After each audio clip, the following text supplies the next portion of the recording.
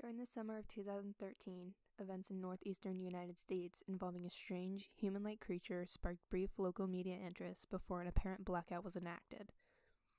Little or no information was left intact, as mostly online and written accounts of the creature were mysteriously destroyed. Primarily focused in rural New York State and once found in Idaho, self-proclaimed witnesses told stories of their encounters with a creature of the unknown origin.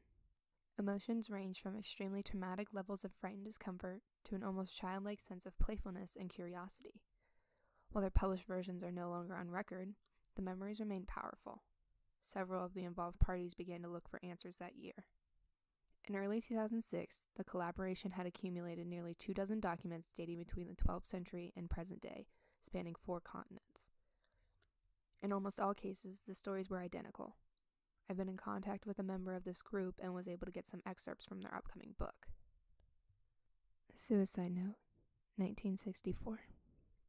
As I prepare to take my life, I feel it necessary to assuage any guilt or pain I have introduced through this act. It is not the fault of anyone other than him, for once I awoke and felt his presence, and once I awoke and saw his form.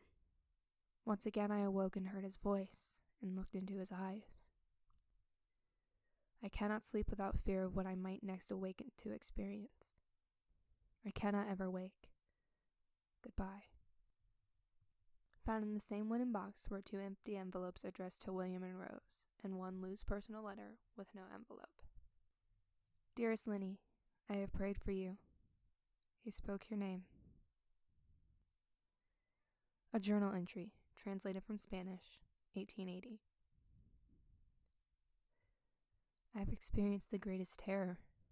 I have experienced the greatest terror. I have experienced the greatest terror.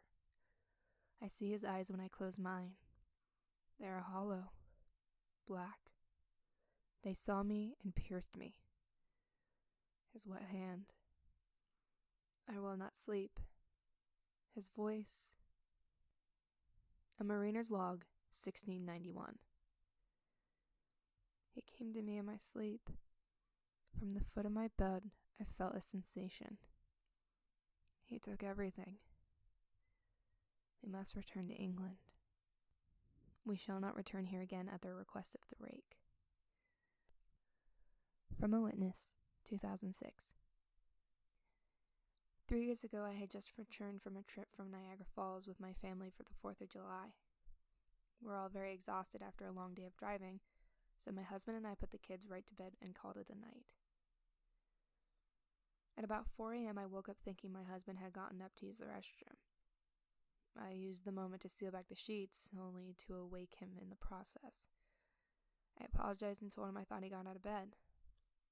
When he turned to face me, he gasped and pulled his feet up from the end of the bed so quickly his knee almost knocked me out of the bed. He then grabbed me and said nothing. After adjusting to the dark for half a second, I was able to see what caused a strange reaction. At the foot of the bed, sitting and facing away from us, there was what appeared to be a naked man, or a large hairless dog of some sort. Its body position was disturbing and unnatural, as if it had been hit by a car or something. For some reason, I was not instantly frightened by it, but more concerned as to its condition. At this point, I was somewhat under the assumption that we were supposed to help him. My husband was peering over his arm and knee, tucked into the fetal position, occasionally glancing at me before returning to the creature. In a flurry of motion, the creature scrambled around the side of the bed and then quickly crawled in a flailing sort of motion right along the bed until it was less than a foot from my husband's face. The creature was completely silent for about 30 seconds, or probably closer to 5, it just seems like a while, just looking at my husband. The creature then placed its hand on his knee and ran into the hallway, leading to the kids' rooms. I screamed and ran for the light switch, planning to stop him before he hurt my children. When I got to the hallway, the light from the bedroom was enough to see it crouching and hunched over about 20 feet away. He turned around and looked directly at me, covered in blood. I flipped the switch on the wall and saw my daughter Clara. The creature ran down the stairs, and while my husband and I rushed to help our daughter, she was very badly injured and spoke only once more in her short life. She said, "He is the Rake." My husband drove his car into a lake that night while rushing our daughter to the hospital. They did not survive. Being a small town, news got around pretty quickly. The police were helpful at first, and the local newspaper took a lot of interest as well. However, the story was never published, and the local television news never followed up either. For several months, my son Justin and I stayed in a hotel near my parents' house. After we decided to return home, I began looking for answers myself. I eventually located a man in the next town over who had a similar story. We got in contact and began talking about our experiences. He knew of 2 other people in New York who had seen the creature we now referred to as the Rake. It took the 4 of us about 2 solid years of hunting on the internet and writing letters to come up with a small collection of what we believed to be accounts of the Rake. None of them gave any details, history, or follow-up.